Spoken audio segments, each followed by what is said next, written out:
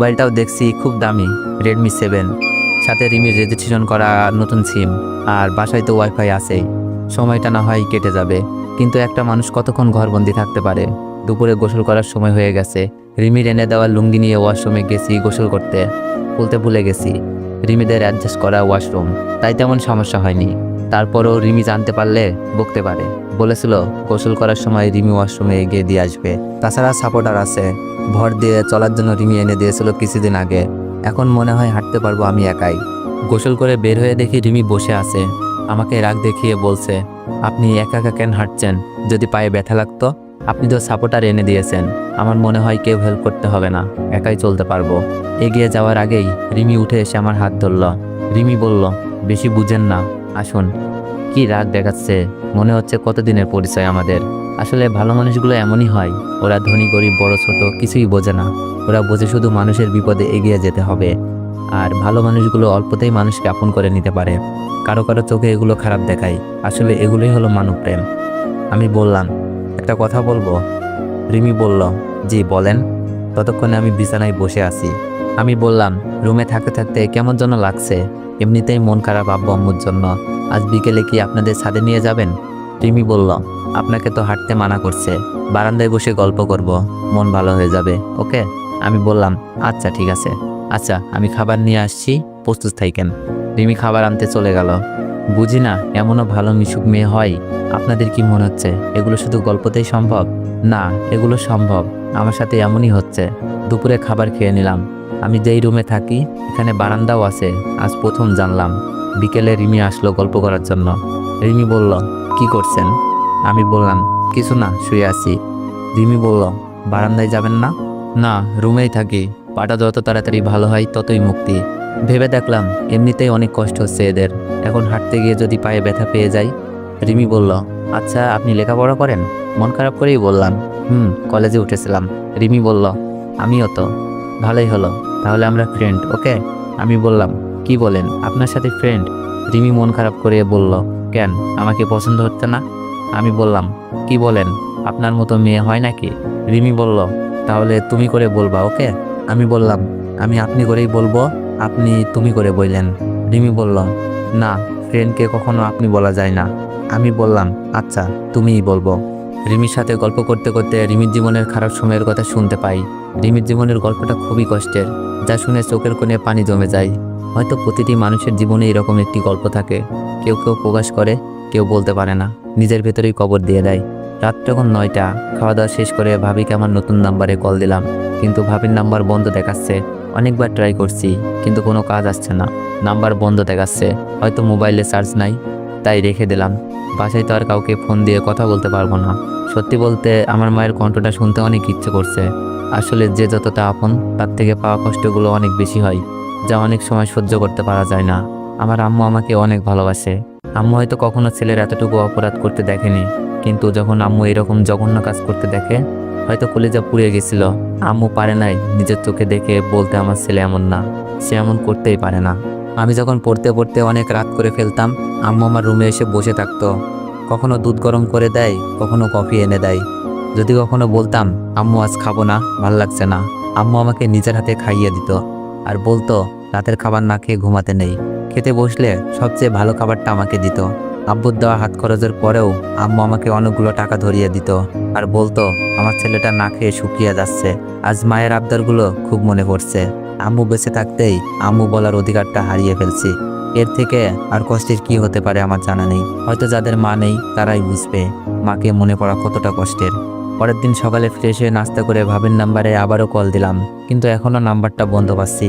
ভাবির মোবাইলে কি হলো, মন খারাপ করে বসে আছি। রিমি এসে বলল, অনেক মন খারাপ কেন?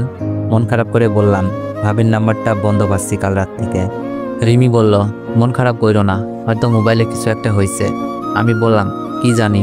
রিমি বলল, অনেক, তোমার সাথে দেখা করতে আমার একটা ফ্রেন্ড এসেছে। আমি বললাম, আমার সাথে কে দেখা করবে? রিমি বলল, আমার এক ফ্রেন্ড। বললাম না। আমি বললাম, কিন্তু আমার সাথে কেন দেখা করবে? আমি তোমার কথা বলেছিলাম, তোমার জীবনের গল্প বলেছিলাম। তোমার গল্প শুনে তোমার দেখার জন্য পাগল হয়ে গেছে। এমন ভালো মানুষকে না দেখে নাকি ঘুমাতে পারছে না। রিমির কথা শুনে কেমন যেন হাসি পাচ্ছে, কিচ্ছু বললাম না। রিমি মেয়েটাকে রুমে নিয়ে আসলো। মেয়েটার সাথে কথা হলো, খুব ভালো লাগলো কথা বলে। মানুষের কষ্ট বোঝার মতো মন আছে মেয়েটার। বিকেলে ভাবিকে আবারও ফোন দিলাম, কিন্তু একই অবস্থা, বন্ধ পাচ্ছি। এভাবে কেটে গেল 2 দিন, কিন্তু ভাবির ফোন এখনো বন্ধ পাচ্ছি। বাসার সাথে যোগাযোগ কি তাহলে একেবারেই বন্ধ হয়ে গেল? কিন্তু কেন, কি হয়েছে কিছুই বুঝতে পারছি না। এভাবে কেটে গেল 10 দিন। এখন আমি মোটামুটি হাঁটতে পারি সাপোর্টারগুলো নিয়ে। রিমির সাথে সম্পর্ক বন্ধুত্বের মতো হয়ে গেছে, আর আন্টির পরিবারও আমাকে একজন সদস্য মনে হচ্ছে। আর এই কয়েকদিন ভাবির নাম্বার বন্ধ পেয়েই যাচ্ছি। আজ রিমির আব্বু বাসায় এসেছে, আমাকে দেখে গিয়েছে, আমার সব রকমের হেল্প করবে বলে গিয়েছে। তিনি বলেছেন আমাকে নাকি ওনার অফিসে চাকরি দেবে, এখানে থেকে লেখাপড়ার পাশাপাশি চাকরি করতে। কথাটা শুনে খুব খুশি আমি। কিন্তু ভাবির মোবাইলে কি হয়েছে সে চিন্তায় ঘুমাচ্ছে না। রাতে খাবার খাওয়ার পর ভাবির নাম্বারে আবার কল দিলাম, রিং হচ্ছে। আমি উত্তেজিত হয়ে যাই, মোবাইল কি ঠিক হলো? ভাবি ফোন রিসিভ করে বলল, হ্যালো, আসসালামু আলাইকুম। আমি বললাম, ভাবি আমি অনিক, কেমন আছো? তোমাকে ফোনে পাই না কেন, মোবাইল বন্ধ দেখায়? ভাবি বলল, অনিক আমি ভালো নেই। তাই বলেই ভাবি অযোধ্যায় কান্না করতে শুরু করে দিল। আমি বললাম, কেন ভাবি, কি হয়েছে আমাকে বলো?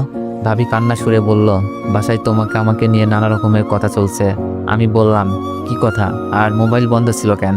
ভাবি কান্না করছে আর বলছে, তোমার সাথে ওই দিন কথা বলার পর তোমার ভাইয়া শুনে ফেলে আমি যে তোমার সাথে কথা বলতেছি। তাই সে আমাকে পতিতা, রাস্তার মেয়ে, আরো কত কি বলে বকা দিছে। আমি বললাম, আমার সাথে কথা বলছো বলে তুমি পতিতা হয়ে গেলা? কথাটা শুনে খুব খারাপ লাগছিল। ভাবি বলল, বলে তোমার মতো ধর্ষক যে চাচাতো বোনকেও ছাড়ে নাই, তার সাথে কোনো ভালো মানুষ কথা বলতে পারে না। যাদের চরিত্র খারাপ তারা এইসব ছেলেদের সাথে কথা বলে। আমার নাকি তোমার সাথে অবৈধ সম্পর্ক আছে, বাসায় সবাইকে ডেকে বলতে থাকে। ভাবির কান্না আর অপবাদে আমারও কান্না আসছে। কারো ভালো করতে গিয়ে কারো খারাপ করে ফেললাম না তো? আমি বললাম, তারপর কি হলো? তারপর আমাকে বাসার সবাই নানা রকমের কথা বলতে থাকে, সাথে মিথিলাও। আমি সবাইকে বলি তুমি নির্দোষ ছিলে, তোমার কাছে ভিডিও ছিল, কিন্তু মিথিলা সুমিত জামের সম্মানের কথা ভেবে বলি নাই, আমাকেও বলতে দেয় নাই। ভাবির কান্নার কারণ হয়ে দাঁড়ালাম আজ। মিথিলাও কথা শোনাচ্ছে ভাবিকে, যার জন্য এত কিছু সেই এখন সাধু। এই কথা শোনার পরে সবাই তোমার ভাইয়ার সাথে তাল মিলিয়ে আমাকে বাসা থেকে বের করে দেয়। আমি এখন আম্মুর বাসায় আছি। এখানে আসার পর আম্মু আমাকে নানা কথা বলছে অনেক। এটা আমি কি করলাম? নিজের ভাবির সংসার ধ্বংস করে দিলাম।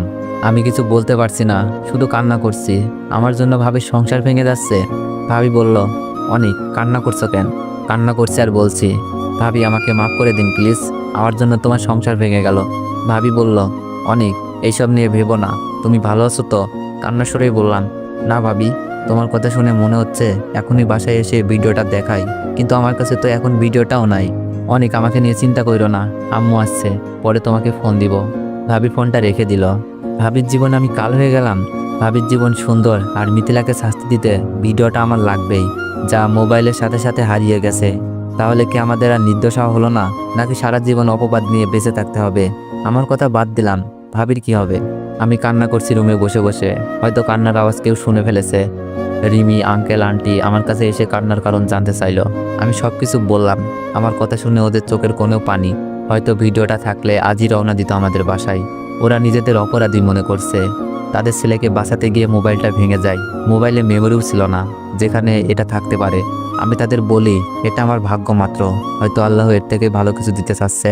এভাবে কেটে যায় 2 দিন। ভাবির সাথে প্রতিদিনই কথা হয়। ভাবি চাচ্ছে সব কিছু যেন আগের মতো হয়ে যায়, কিন্তু ভাবিও জানে আমার কাছে ভিডিওটা নাই, তাই আল্লাহ ভরসা বলেই থাকতে হচ্ছে। কিন্তু আজ নিজেকে বড় মনের মনে না হয়ে একটি পরিবারের ধ্বংসের কারণ মনে হচ্ছে। মিথিলাকে সম্মান নিয়ে বাঁচাতে এই ত্যাগ স্বীকার করলাম। আজ মিথিলা ভাবিকে কথা শোনাই। মিথিলা সব কিছুই ঠিকঠাক আছে, শুধু আমাদের পরিবারে নেমে এসেছে কষ্টের ঝড়। বিকেলে হাঁটতে হাঁটতে ছাদে যাই। আজ প্রথম কষ্ট করে হলেও ছাদে আসলাম। রুমের ভিতরে কষ্টগুলো বের হচ্ছে না, একটু পর পর আমাকে হানা দিচ্ছে। কাউকে কিছু না বলেই চলে গেলাম। ছাদে গিয়ে দেখি ওই দিনের মেয়েটা। আমাকে দেখেই বলল, কেমন আছেন? আমি বললাম, আলহামদুলিল্লাহ ভালো, আপনি? মেয়েটা বলল, ভালো, আপনার সাথে একটা কথা ছিল। আমি ভয় পেয়ে যাই। আমি ভয়ে বললাম, কি কথা? রিমি আপনাকে ভালোবাসে কিন্তু বলতে পারছে না, তাই আমাকে বলাতে বলল। মেয়েটার কথা শুনে খুব অবাক হলাম। মন খারাপ করেই বললাম, আমি আসলে মজা করার মুডে নেই। মেয়েটা বলল, বিশ্বাস হচ্ছে না? এই তো রিমি এসেছে। রিমি মনে হয় ছাদে এসেছে আমাকে খুঁজতে। রিমি আমার কাছে আসলো আর মেয়েটার সামনেই আমাকে বকতে লাগলো। রিমি রাগ দেখিয়ে বলল, এই আপনি কি কিছু বুঝেন না? একা একা ছাদে চলে আসছেন। আমাকে বলতেন নিয়ে আসতাম যদি কিছু হয়ে যায় আপনার। আমি কিছু বলছি না, শুধু অবাক হয়ে রিমির কথা শুনছি। রিমি কি সত্যি আমাকে ভালোবাসে? তাহলে এভাবে কেন শাসন করছে? রিমি বলল, কি হলো, কথা বলছেন না কেন? আমি বললাম, কাউকে বিরক্ত করতে চাই না, একা একা চলে এসেছি। রিমি বলল, বিরক্ত মানে? একটা দিমু ধইরা। মেয়েটা রিমিকে বলছে, রাখ রাখ মারপিট, পরে করিস, আগে তো প্রপোজ কর। রিমি মুখ চেপে বলল, কি বলিস এসব? মেয়েটা বলল, আমি সব বলে দিছি, দুলাভাই বিশ্বাস করছে না, তুই নিজের মুখেই বল। মেয়েটার কথা শুনে রিমির মুখ লাল হয়ে গেছে লজ্জায়। রিমি বলল, অনিক, আমি তোমাকে ভালোবাসি, তুমি কি আমাকে তোমার ওই বড় মনে জায়গা করে দিবা? রিমির কথা শুনে যেমন খুশি হয়েছি তেমনই চিন্তায় পড়ে গেছি। রিমির ব্যবহার, আমার প্রতি ভালোবাসার টান, সেগুলো আগেই লক্ষ্য করেছি। যা দেখছি, রিমির মতো মেয়েকে জীবনসঙ্গিনী হিসাবে পাওয়ার আকাঙ্ক্ষা জাগে। কিন্তু আমি ভাবছি অন্য কথা। রিমিকে পরে বলবো বলে ছাদ থেকে চলে আসি আর ভাবতে থাকি রিমির সাথে রিলেশনে যাওয়া আমার ঠিক হবে কিনা। তো এভরিওয়ান, নেক্সট চাইলে একটু বেশি বেশি কমেন্ট করুন আর একটু বেশি বেশি কপি লিঙ্ক করে দিও। আর যারা যারা ইউটিউব থেকে ভিডিওটি দেখছেন সবাই একটু সাবস্ক্রাইব করে দিন। ধন্যবাদ।